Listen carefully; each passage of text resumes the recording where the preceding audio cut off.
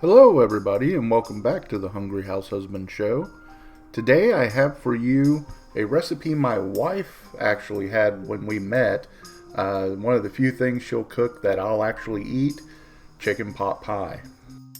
So what we need to gather to make this is some butter flavor cooking spray, a teaspoon of butter, a small onion chopped up, 2 cups of mushrooms sliced, 1/4 teaspoon of paprika, a 1/4 teaspoon of dried thyme, a 1/2 teaspoon of table salt, 1/4 teaspoon black pepper, 2 cups frozen mixed veggies, 1 cup of canned chicken broth. I use mine out of a box. 3 cups of cooked chicken breast, chopped up, 2 tablespoons of all-purpose flour, a 1/2 cup of fat-free evaporated milk, divided, and 4 rolls of crescent roll dough. And now that we have everything together, let's go ahead and get to cooking. So the first thing we're going to do is coat our pot with a little bit of the cooking spray, and then add the butter and melt that over medium heat. Now once your butter's melted, add your onions and your mushrooms, and we're going to cook those down just until they're tender. So here it's been about 5 minutes and they're all nice and tender. The onions are translucent. We'll go ahead, add in our spices, the salt, the paprika, the thyme, and the pepper, and just get those all into the mushroom onion mixture, and give it a good stir. We want to make sure it gets nice and coated. Once everything has been stirred around and spiced evenly, we want to add in our 2 cups of veggies, and I'll add to that also the broth and the chicken.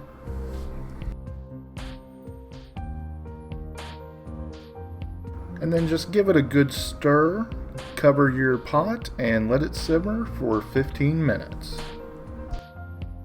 Now in a small bowl or cup, we want to combine a 1/4 cup of the evaporated milk along with the flour, and just stir that until it's nice and combined.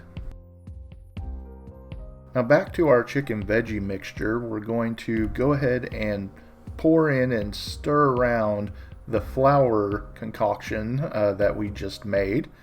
And what that's going to do is thicken it up, and it's going to kind of give it, keep it from being all soupy on the bottom, because the moisture from those frozen veggies is all down there. This is going to congeal anything that hasn't evaporated and make it nice and creamy. Now after about 2 minutes, we're going to go ahead and stir in the remaining 1/4 cup of the evaporated milk, and just let it keep cooking until it gets a little bit thicker, about 2 or 3 more minutes.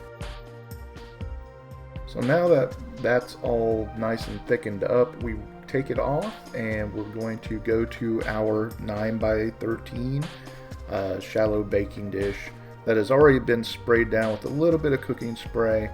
At this point, you want to go ahead and preheat your oven to 350 if you haven't already.